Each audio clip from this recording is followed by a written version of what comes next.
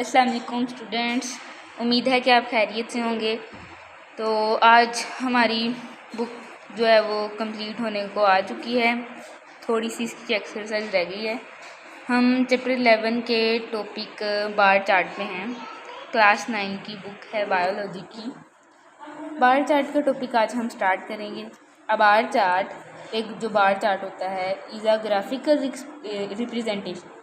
Graphical representation से मुराद ये है कि यहाँ पर ग्राफ की बात हो रही है, और ग्राफ से मुराद ये होता है कि एक विजुअल वे शोइंग इंफॉर्मेशन। विजुअल वे ऐसा वे जिसमें हमें सामने सारा कुछ नज़र आ रहा हो। पहले मैं आपको एक ग्राफ दिखा देती हूँ, जैसे कि ये। अब हम ग्राफ में हमें पता चल रहा है कि ये स्पीशी है ए, वो कितना ग्रोन अप कर रही है। जैसे अगर हम एनिमल्स की बात करते हैं, फ्लावर्स की बात करते हैं, जिसकी भी बात करते हैं, हमें पता लगाना है कि कौन सी स्पीशी है वो सनलाइट में ग्रो करती है, किसको ज़्यादा फर्टिलाइज़र चाहिए। तो हम वो सारी चीज़ें जो है ना वो बार चार्ट के ज़रिए से जो है हम शो करते हैं, ये रिप्रेजेंट करते हैं। फिर नेक्स्ट हमारे पास आता है, ये यूज़ की जाती है, ये इस्तेमाल होती है to compare the quantities of different categories. मुख्तलिफ किस्मों की जो है वो उनकी क्वांटिटीज़ का मुआवजा करने के लिए इस्तेमाल होती है। बार से मुराद, जैसे आप लोगों ने आइसक्रीम की बार तो जो है वो खाई होगी, वो कुछ इस तरह की होती है। इसी तरह इसमें भी जो है वो बार होते हैं, ऐसे ऐसे ऐसे करके। लाइक ये जो बार है ना, ये देखिए, इन चीज़ों को हम बार कहते हैं। नेक्स्ट हमारे पास आ रहा है कि ये जो बार चार्ट होते हैं ये इफ़ेक्टिव होते हैं, मौसर होते हैं फॉर कंपेयरिंग डिफरेंट कैटेगरीज, मुख्तलिफ किस्मों को कंपेयर करने के लिए, उनका मुआवजा करने के लिए, एंड विजुअली रिप्रेजेंटिंग डिस्ट्रीब्यूशन। और इनका जो डाटा होता है ना, हमें सामने सारा कुछ नज़र आ जाता है, हम सामने देख के हम हर चीज़ का हिसाब लगा सकते हैं। अगर आपको मेरी आवाज़ थोड़ी तेज़ लगती है, अंदर में थोड़ा तेज़ हो जाती हूँ, तो यूट्यूब पे स्लो का बटन होता है, आप उससे मेरी आवाज़ को स्लो भी कर सकते हैं।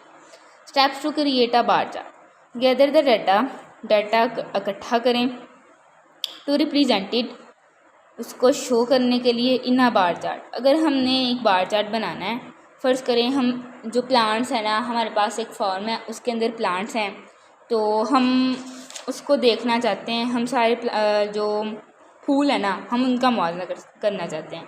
जैसे पहले हमारे पास रोज़ है, फिर सनफ्लावर है, फिर ट्यूलिप है, फिर लिली आ गया, फिर लोटस आ गया, इस तरह। सबसे पहले हम क्या करेंगे, इनके रिलेटेड हमारे पास सारे जो फूल है ना वो होने चाहिए, ताकि हम फूलों की जो तादाद है वो हमें पता होना चाहिए, ताकि हम उनको ना बार चार्ट के ऊपर रिप्रेजेंट कर सकें। फिर है arrange the data into categories. फिर जो डाटा है ना उनको कैटेगरीज़ की फॉर्म में अरेंज करें। लाइक जो सनफ्लावर के हैं उनको अलग कर लें, लिली को अलग कर लें, लोटस को अलग कर दें, इसी तरह। एंड देयर कोरस्पॉन्डिंग वैल्यूज़, और उनको उनकी वैल्यू के रिलेटेड जो है ना वो अलग करें। फिर draw a horizontal and vertical line.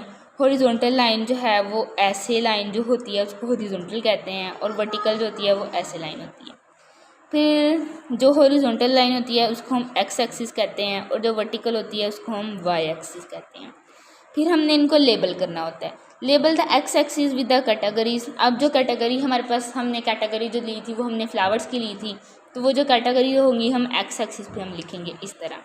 और फिर जो हमारे पास वैल्यूज़ के कितने 15 पौधे जो हैं वो सनलाइट में ग्रो कर रहे हैं, बाकी ज़्यादा फर्टिलाइज़र की वजह से कर रहे हैं, कुछ को पानी की ज़्यादा ज़रूरत है, कितनों को 25 को 50 को, इसी तरह वो जो है वो उनकी वैल्यूज़ आ जाती हैं, तो वो हम इस तरह इधर हम पुट कर देते हैं।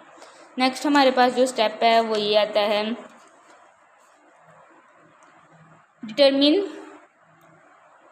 Determine the scale for the Y axis. Y axis से हम जो है ना स्केल डिटर्मिन करेंगे। इससे क्या मुराद है कि हमारे पास जो रोज़ है वो 15% ग्रो कर रहा है, जो सनफ्लावर है वो 20% ग्रो कर रहा है, जो ट्यूलिप है वो 10% ग्रो कर रहा है। अब हमने देखना है कि इसमें हाईएस्ट वैल्यू कौन सी है। अब सबसे हाईएस्ट जो ग्रो कर रहा है वो लिली ग्रो कर रहा है। लिली जो है वो 25% जो है वो ग्रो कर रहा है। हमने हाईएस्ट वैल्यू देखनी है और उनका इंटरवल देखना है कि वो कितना है। उन्होंने ये आगे कहा है कि divide the axis into equal interval. Axis को इक्वल इंटरवल में डिवाइड करना है। अब हमारे पास था पहले 5 था, फिर 10, फिर 15, कुछ 20 करनी थी, कुछ 15, कुछ 30, कुछ इस तरह। तो इनके दरमियान हमने सबके दरमियान सेम इंटरवल 5 का है, 10 का भी। अगर 100 हाईएस्ट वैल्यू होगी तो फिर हम 10 का रखेंगे, 200 होगी फिर 20 का। इस तरह हमने सेम इंटरवल रखना है। फिर नेक्स्ट हमारे पास आता है फॉर ईच कैटेगरी, हर किस्म के लिए ड्रा अ बार, एक बार ड्रा करें। उनकी जो विड्थ है वो भी इक्वल होनी चाहिए, लाइक चौड़ाई भी उनकी इक्वल होनी चाहिए, और उनकी जो दरमियान स्पेसिस है ना वो भी इक्वल होनी चाहिए। अब ऐसा नहीं कि हम एक लाइन ड्रा कर ले हैं, दूसरे ही हमने इतना पतला सा ड्रा कर दिया है, एक हमने ऐसे कर दिया है, कुछ ज़्यादा वाइड हो गया, कुछ पतला हो गया, ऐसे नहीं, सारा कुछ इक्वली ड्रा करना है। इनकी लेंथ डिफरेंट हो सकती है, क्योंकि लेंथ की वजह से ही तो हमने फाइंड करना होता है कि कौन सी जो चीज़ है वो हमें चाहिए। हमने प्रॉफिट भी हम इससे फाइंड कर सकते हैं, कुछ भी। जैसे कि अभी उन्होंने एग्जांपल में बताया हुआ है कि consider the following data representing the number of plants belonging to different species found in a field survey. अब उन्होंने स्पीशीज़ भी दे दी हैं और उनके नंबर ऑफ प्लांट। अब हम सबसे पहले इसमें देखेंगे इनके रिलेटेड हमारे पास डाटा जो है वो आ चुका है। सबसे हाईएस्ट वैल्यू जो है वो हमारे पास 25 है। तो इन सब के दरमियान हम देखेंगे इंटरवल कितना है। इन सब के दरमियान 5 का इंटरवल आ रहा है, तो हम 5 के हिसाब से जो है वो वैल्यूज़ वाई एक्सिस के ऊपर पुट कर लेंगे। बाकी सारा डाटा हमारे पास आ चुका है और इसी के रिलेटेड हम ग्राफ पुट करें। तो हमारा टॉपिक जो है वो कंप्लीट हो चुका है। अल्लाह हाफिज़। अगर आपको मेरी वीडियो पसंद आई तो लाइक और सब्सक्राइब ज़रूर करिएगा। अगर कोई कन्फ्यूजन हो तो आप कमेंट बॉक्स में ज़रूर पूछिएगा।